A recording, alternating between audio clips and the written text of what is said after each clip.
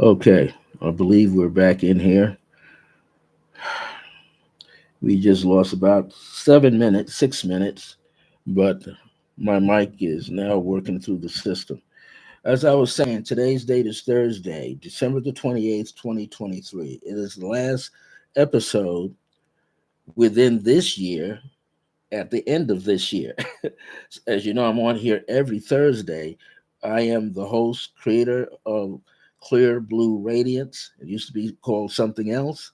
And so I'm glad whoever's back on here is back on here with me now. I can see the mic is working. One of the things I said in the beginning when I started off is that, hey, Barbara, good. One of the things that started off with was that if you wanted to get more information about Resident Essentials, hey, Corey, I was going to say, who's Indigo Moon? So good to see both of you on here. If you want to get more information about Resident Essentials, go to www.resonantessentials.com. Go to www.resonantessentials.com. And then when you go there, you could pull on the practitioners bar, and it shows all the current practitioners that are working through Resident Essentials. You can call them, you can find out what day that they are there at the center from Tuesday through Saturday. I'm the meditation teacher there on Saturdays from 11:30 in the morning to 12:30 p.m. And cost of the class, I keep it low. I mean, really low. It's just $10 for an hour. But you're there in a safe space with myself. Michelle Vidal sits on the class just about every Saturday, and we get anywhere from 8 or 9 students as much as 17, almost 20 people in a circle. So you might want to do that if you're out here in Albuquerque, New Mexico. Now, today's program, and I should say this, I've been a podcaster since 2006. So I've been on various platforms. I've been a spiritual counselor for 40 plus years. In fact, about 45. I enjoy helping people like yourself gain greater clarity for yourself. Hey, Jackie, nice to see you here. Gain greater clarity in your own life and also discover your purpose. Now, I can help you redefine your purpose if you're aware of what your purpose is right now. That means if you're living it. Okay. Now, what is very interesting though is our purpose changes as we evolve. We're always evolving. So today is a perfect topic, and this is a part of some information that I might use in my manuscript that I'm working on. So one of the things there, I'm Brother Francis E. Revels-Bey, and I are here. I are. I am here every Thursday from 1 p.m. Mountain Standard Time to about 1:30. Sometime it goes longer. Uh, or you all that are on here right now, you know I'm super wordy, so I talk a lot. So what I'm going to talk about today is we transmit energy moment to moment. We transmit energy moment to moment. Now, there was a much longer title than that, which means that we're always intending energy to become our instrument to use in the forever present moment. So, this tells us, by the way, that consciously we are doing it. Most of the time, unconsciously, we are transmitting energy. So, what does that mean? Well, when you go to sleep at night, your brainwave signals are going lower for you to go into sleep mode and for your body to go into sleep mode. So, you're still pumping out digits, wavelength bars. You're constantly pulsating. The brain is doing that 24/7. But so is the heart. The heart has the biggest electromagnetic field, much larger than the brain. So the heart is constantly pulsating. It's pumping blood through the system 24 hours a day, 7 days a week. So whether you're standing up, seated, laid back, watching TV, whether you're driving, your heart is still pumping your brainwaves signals are still going out into the ethers around you all the time. And this is something that we basically take for granted. Okay.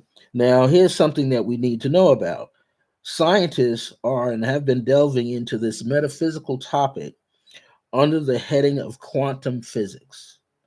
And other metaphysical people, hey there, Ariat, many other people, metaphysically speaking, tell us we can jump from one reality to another to witness ourselves living well, being wealthy, performing miracles and other life streams that are running concurrently, all at the same time. That's what people are saying now for what the past 5, 6, 7, 8, 9, 10 years, whether you're a metaphysician, a spiritual medium, or whatever, a psychic, you're realizing that past, present, and future are running side by side. Over here, you got past, over here, on your right side, you got future running. And these things are going all the time. And this is what I basically have put together in my mind and have now basically have understood this over a period of time. But there's also, it's been noted that we have these fields of energy going around. Think of yourself like a globular form of energy, right? And you have what is called the longitude energies, the long ones. And you got energy going this way, the latitudinal energy. But you got energy going up your back, down the front, up your back, down the front. And it's expanding in about 360-degree range. So in each one of those slithers, there is a life stream of energy that is concurrently running with where you are right now. We could go into what we call the past mode, or we can go into what we call the future mode. But it's all happening at the same time. And this is why sometimes we can get a little confused, and I know I do, trying to figure out, okay, why I feel so rushed, why I feel so maybe ill, why do I feel so fatigued, why do I have a pain in my heart? Oh, my head is throbbing. Well, in each one of those life streams, something like that is happening.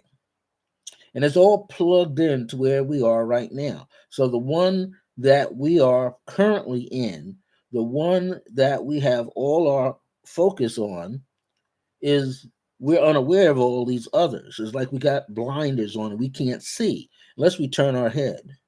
But the one that's right in front of us stands still, moves a little slower because that's the one that we're in. But the others are moving quickly.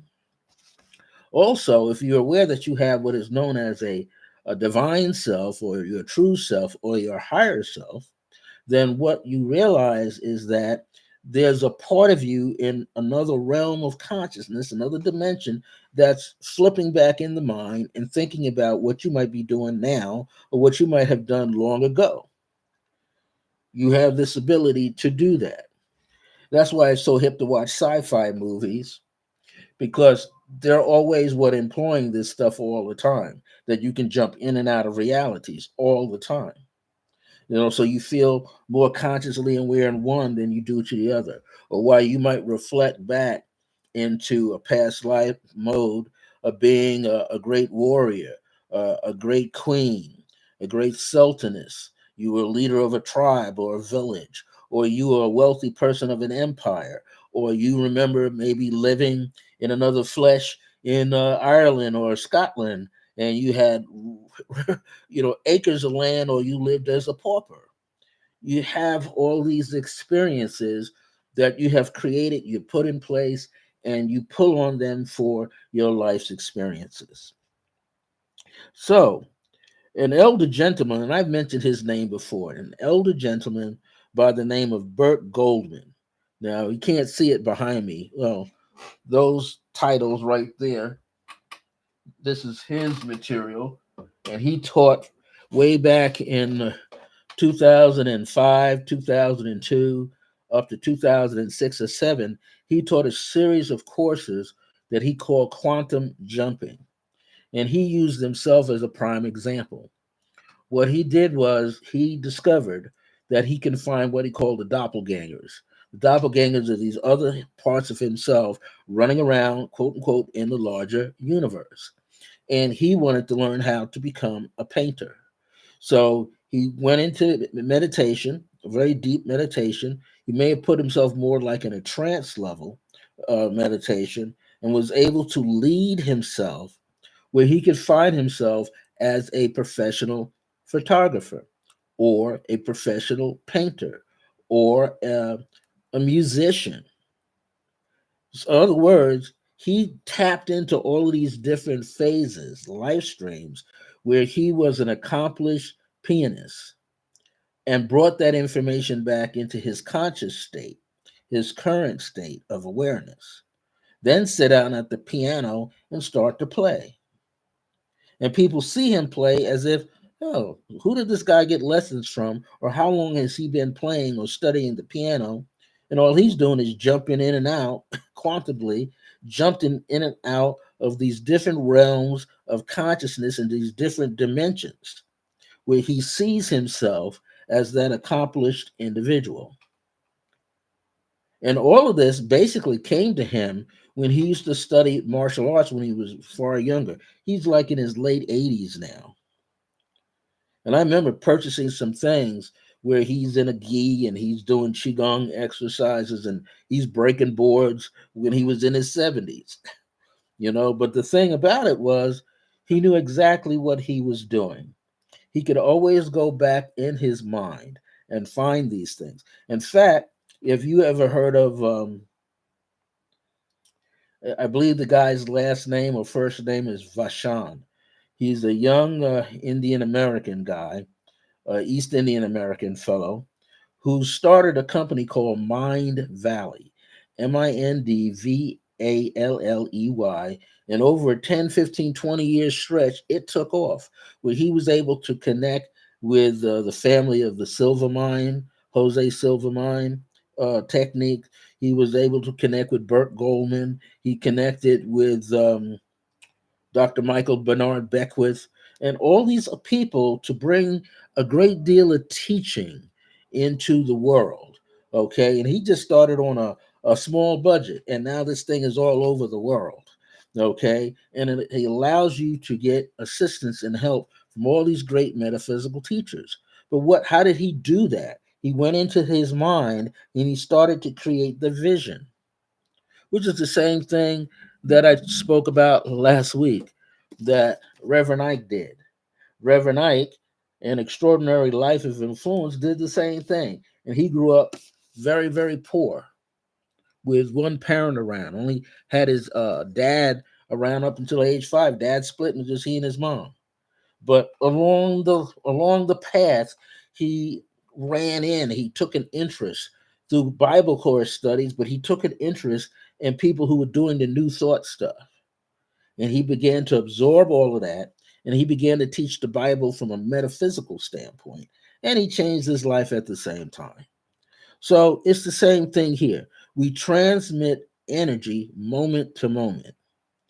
And as we're doing that, we are allowing ourselves to see change. When we retire for sleep, our brains and hearts are continuously emitting frequencies through our own gateways and portals from within ourselves. Our gateways, our portals, are our chakras and the field of chakra energies. And not just the 7 basic ones that we know about, but there's other minor chakra points.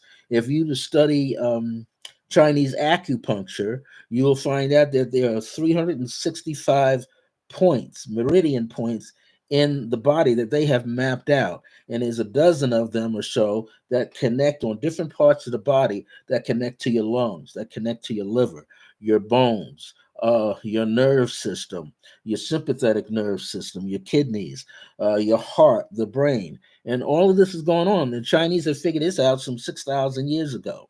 But there's also people around the world who figured out other things. Zone therapy, all these things that are running through the body, these are the portals, these are the gateways. In fact, one of the books I wrote, channeled The Wisdom of Akhenaten as I Am. And beloved Akhenaten says, we become like the door. an open door. Why? Because all life is flowing through us. And it's interesting, Dr. Michael Bernard Beckwith says the same thing. You are this structure, energetic structure, and life is not coming at you this way, it's flowing through you. So you have to develop filters. You have to see things differently with your mind so you know what affects you and what doesn't affect you, what you want to see happen in your life, what you may not want to. Reverend Ike used to say it all the time. You want to learn how to be, do, and have. Now, the three basic principles: be something, do something, and then have something. And so we are here doing the same thing. We are these energetic beings. We just happen to be temporarily in a physical human form, but we're balls of energy. We're these frequencies running all over the place, just like that. That's a frequency set up in my logo. If you look at it very closely, you got the triangle, water triangle pointing down, and you got twin flames pointing up. Okay, so you got 7 points instead of six. You are that, and you're in the middle radiating this light. You're constantly in communication with everything around you. We don't realize how deep our communication goes or how long it goes. We're in touch with things 3 trillion years, light years away from us. Something somewhere is listening to us, is hearing us. A butterfly's wings flaps here and is contacting or influencing something in a tropical region someplace else. Every time we walk, we're giving out energy, right? It sets a vibration, not just out into the air, but into the earth, and then it travels, right? And so, people of an aboriginal nature, they could hear people coming. They would like get on the ground and feel it through their body, and they can tell where there's a herd of animals, moose, you name it, wherever they're coming from, they could hear it, and they could tell you just about how many miles away it can be. It's the same thing like when a bee finds honey in a plant, right? The pollen, it starts dancing. It goes back to the beehive and it starts dancing around. It starts giving them coordinates where to go, where to go, a specific plant or plants or flowers to absorb the pollen to get the honey, which they turn that into through their spit. They create the honey and then they bring it back to what? The nest. So we are similar on a bigger scale, but sometimes we are just like this, and an insect is like this because the insect is already locked in. The insect is already transmitting energy back and forth all over the globe, all over the garden, all over the neighborhood. Now, maybe this is a part of the reason why many of us, if not all, are consciously aware that we are always thinking about a person that is close in feeling or thought to us. Sometimes the connection is strong, and other times it's not at all. So, how many of you here in the audience, you might think of each other, and you might go once you're online or once you're communicating with each other, you might go like, "Wow, I was just thinking about you, Sister Jackie, a couple of days ago." And then you go, "Yeah, about what time?" And then I give the date and time. She said, "Yeah, I was thinking about you at that time as well, Brother Francis." Or, Indigo Moon, you're thinking about, Barbara. And then you link up and you find out the frequency is real. You're constantly putting out this energy toward each other. You're emitting it all the time. It's just that we're not 100% focused like that because of other things going on, other obligations and responsibilities we have. Taking care of household, paying your bills, trying to take care of your health, exercising, eating better, doing, and out networking for business, whatever. So here's some words that I put together here.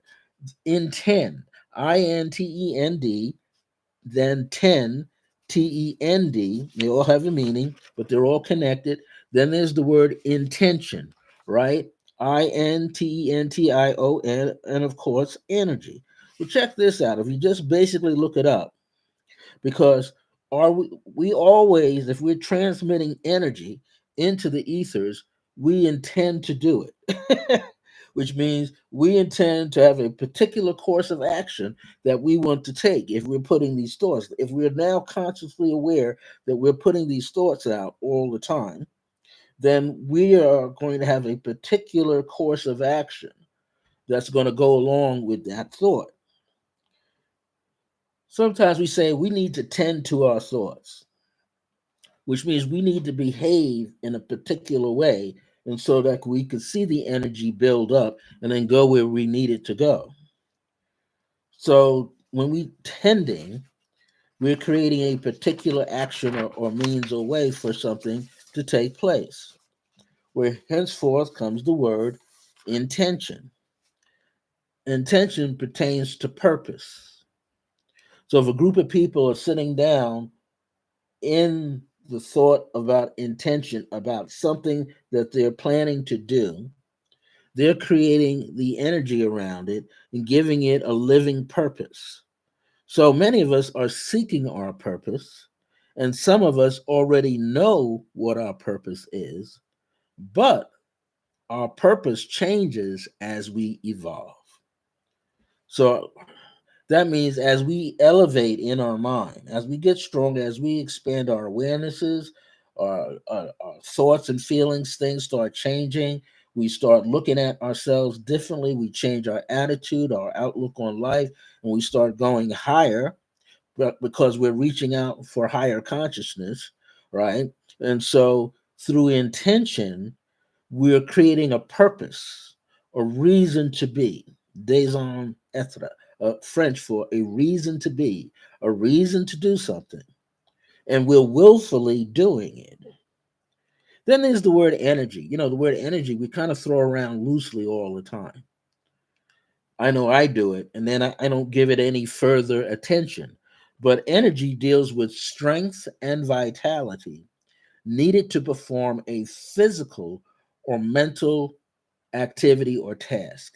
But we have, over the past 20, 30 years, we've extended that into emotional and spiritual activity, which deals with emotional feeling things, a feeling activity, and the spirit a sensing or knowing activity. We already know. And so the whole idea of us living in the moment is we have intended this and we're tending to it, and we created a purpose or reason for doing it, and we're making sure that we have the proper energy. So we can't just do it, we can't just have the strength and the vitality on the physical level. We need to put the mental in there, we need to engage our emotions at a higher frequency in there, and we need to pull in our spiritual or our metaphysical nature so that it makes sense. It is more than just being aware.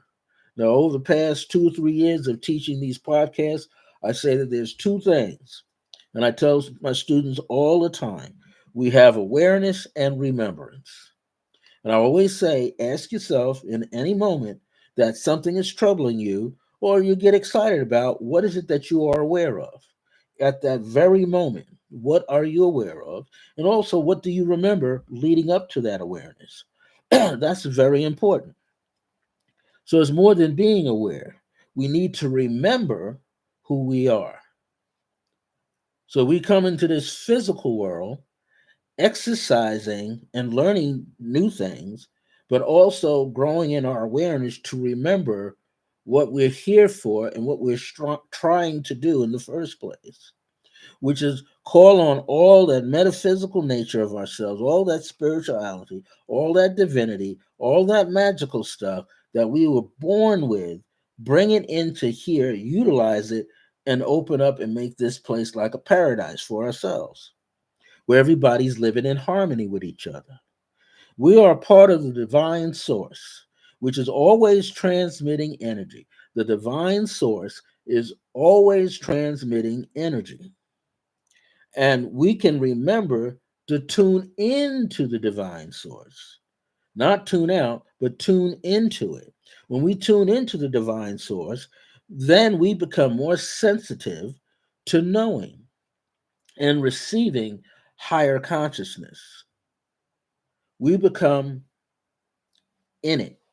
It's like tag. The universe is tagging you, and now you are remembering who you are, and that you are a being, a living, sentient being in this greater complex called the earth, where you are knowing things without knowing.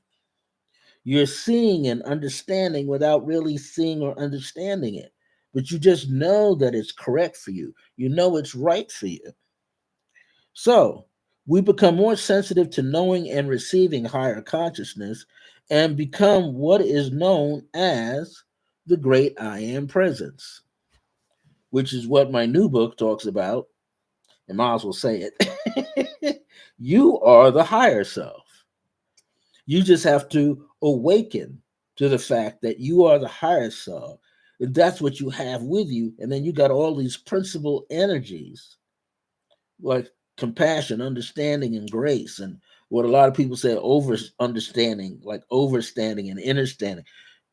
You got all of this stuff. We got all of this essence going on inside ourselves, but we have not put it into motion. So people talk about the junk DNA.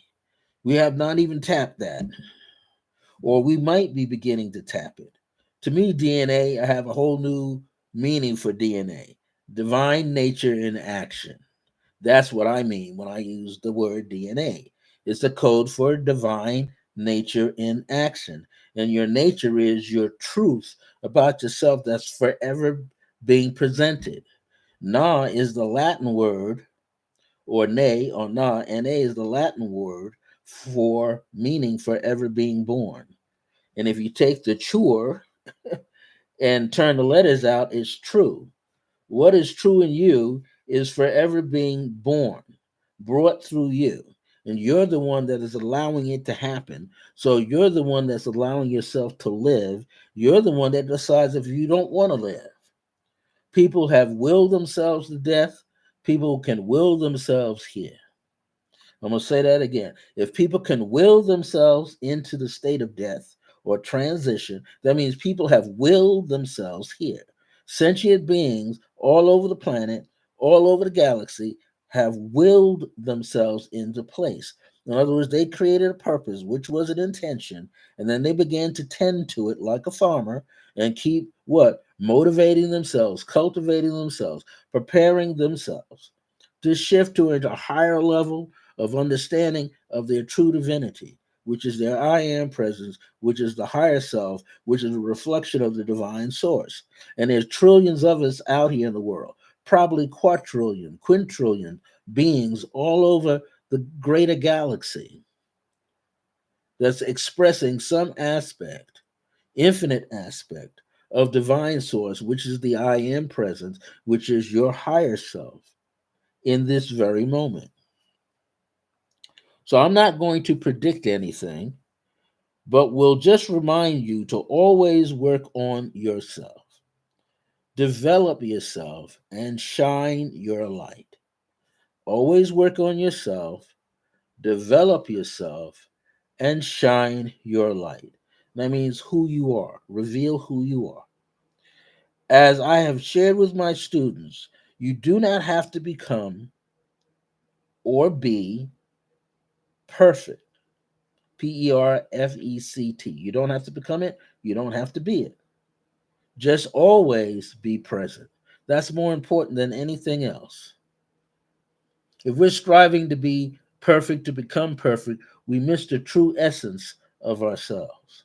It takes 100% of our attention and focus to be present. In other words, to be mindful. Mindfulness is showing up 100%, putting all your focus into something, all your attention on something, tending to something, tending to yourself. I used to have an elder friend on the planet. Her name was Sister Lewis, and she used to call me Bishop. And I didn't even know why she was calling me Bishop. This is way back in the 1980s when I met her. Didn't know that she knew my mother, right? And she said, Bishop, it takes the first 6 months to mind to not mind anybody else's business. That's how she would say it. She said, Bishop, it takes the first 6 months of the year to stay out of everybody else's business. Because everybody will bring you what their business is. Some people want you to know what their troubles are. Some people want to bring you drama, so you don't want to you want to stay away from that. Then she said the second half of the year, you're tending to your own business. So maybe it's in reverse. The first 6 months of the year, you're tending to your own business. You're putting things out in there in motion for yourself so you could plant some seeds and grow and see where you need to be. And then you take the next 6 months staying out of everybody else's business. Why? Because when you get to that 6 month and you start to step into the seventh month, then what's happening is you're getting ready to graduate. You're getting ready to harvest the fruits of your own work, right? Now people say you reap what you sow. So you want to make sure you're sowing positive deeds, positive words, positive emotions, positive actions, so that you can see stuff coming back. So what happens? And I'm gonna throw this in here. So what happens when you're working on yourself and you get to a point where you don't feel like you're working on yourself? What happens then when you don't feel like working on yourself? Take a break. You don't have to drive. We don't have to drive ourselves into the ground to be present. We just have to remember always be present. Because when we're living in the present moment, not only are we tuned in through our higher self, we're tuned into Mother Earth's energy. We're tuned into the lunar energies and orbs. We're tuned into that little gateway sun rolling around us, or we're rolling around it. We're tuned into Sirius, the big Sirius vibration orbs that sit outside of the Orion belt. We're tuned into all of that. And all we want to make sure that we're doing is we're right on time, we're right in sync. We're right rhythmically in sync with everything. If we can be in sync with things, then we don't miss out on anything. It's like you're playing in a band and you're playing 1, 2, 3, 4, 1, 2, 3, and then you go. Mm, mm. You start doing what they call syncopation, where you riding and extending the beat. Drummers can do that. Bass people can do that. Horn section can do that. Violinists. Look at all the people who are on the internet that we didn't see before who play a violin. There's a guy, I think his first, I just call his first name Dominic. He's a heavy set young man. He plays a violin, plays anything you want. There's a family of two brothers and their father, and it's called the Shawn, which is Shaun Ward, Ward experience. All three of them play an electric violin. All three of them, the father and the two sons, play an electric violin. The youngest son, he's probably about 10, 15 years of age. He looks like he's about 12. And then he has an older brother who looks like he's in his 20s. And then you got dad. Dad looks like he's in his late 50s, early 60s. But they play the electric violin, jazz, R&B, house music in harmony with each other. That means this youngest one, he's mastered playing these different genres of music. It's the same with ourselves. We master the body. The body's like a musical instrument. The meridians that are running through the body, the chords that run through the body, the sympathetic nerve system in the body is like our chords. And the points where those they cross are the nexus points. Then we got the chakras. You got the meridian points. You got tons of thousands of points that energy is played off of or played through. And we decide how to play the music through ourselves, how to play life through ourselves. So, as I begin to end this, I want to say we are transmitters of energy 24/7, 24 hours, 7 days a week. Accept and embrace this for you have been creating with the intent. Like I said earlier, the intent, right, is what? Part of the word intention. with a purpose of always being in a state of peace, harmony, and happiness. That's what you've been striving to do. So before I close out, does anybody have any comments? I need to put this title in here.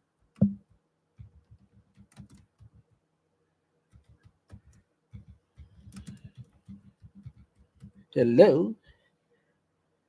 Oh, Jackie, you're back. Yeah, I see you there. So anybody got any comments as about what I've said today? Any of this rings a bell?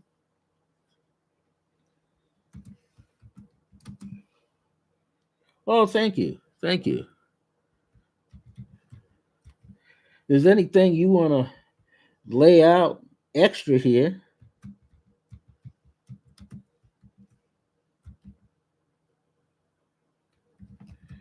Again, I'll be on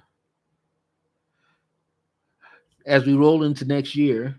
That'll be the 4th, which is a Thursday. I'll be back January the 4th at about 1 p.m. Mountain Time, which for many of you is 3 p.m. Eastern. People in Central Time Zone, that's 2 p.m. People Pacific Time Zone, that'll be 12 p.m. So we'll have some more interesting concepts and things to be shared with you. If you have any questions for me, you can simply email me at iam.circleofgrace1 at gmail.com. I'm going to be posting some things up on my website channel about what I'm going to be teaching in terms with the numerology course. So if you know anybody that wants to take a 13-week numerology course, just send them to me. It's only going to be, again, 13 weeks, and I'll teach it from starting Wednesday night, February the 7th, going all the way up to May the 1st. So many of you here, of course, may have taken the course. Yes, Indigo Moon, you must be present and not perfect. Yes, yes, yes, I read. I believe she says, I believe the middle way in Buddhism is the present, which has the past, present, and the future all in one. That is correct. So that's what we want to be able to do. And it's the same if you know that the middle path. The middle path is the middle path in the Kabbalah, the tree of life.